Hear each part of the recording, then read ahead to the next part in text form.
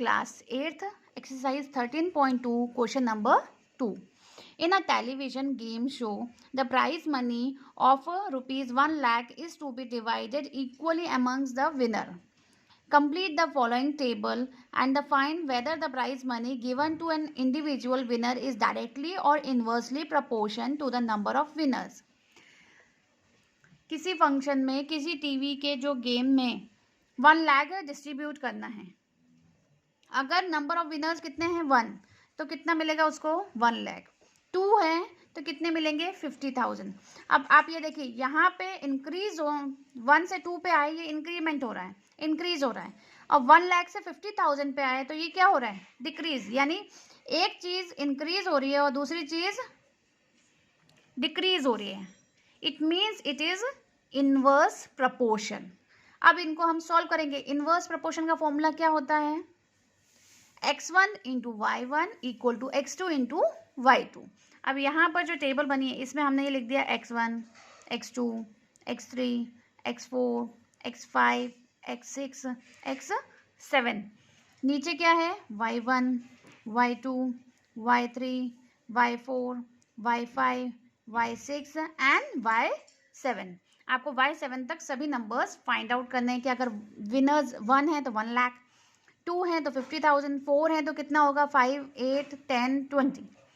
ये सब आपको फाइंड आउट करना है। प्राइज मनी फिक्स है 1 लाख रुपीज, बट विनर्स जो हैं वो नंबर्स ऑफ विनर्स बढ़ते जाएंगे, तो प्राइस जो होगा पर विनर के हिसाब से कम होता जाएगा।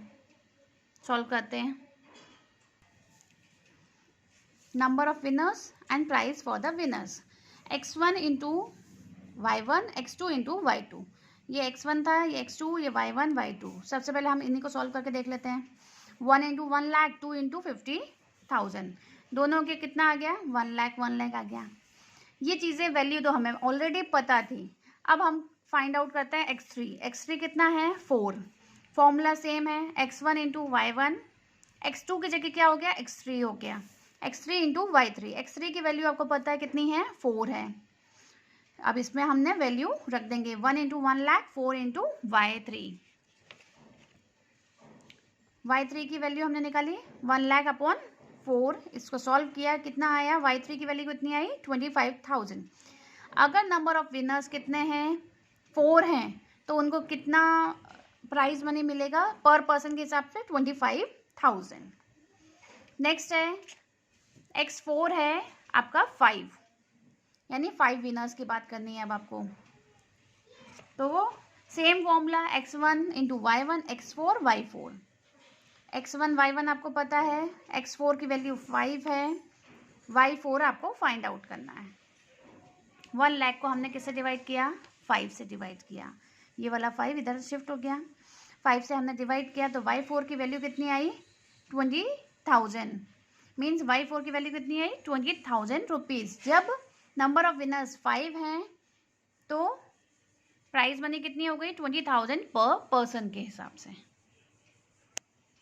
नेक्स्ट x5 हमें पता है, y5 की वैल्यू फाइंड आउट करनी है। x5 कितना है 8, यानी नंबर ऑफ विनर्स कितने हो गए 8।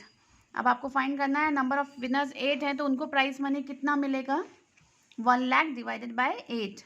It means 12,500 rupees.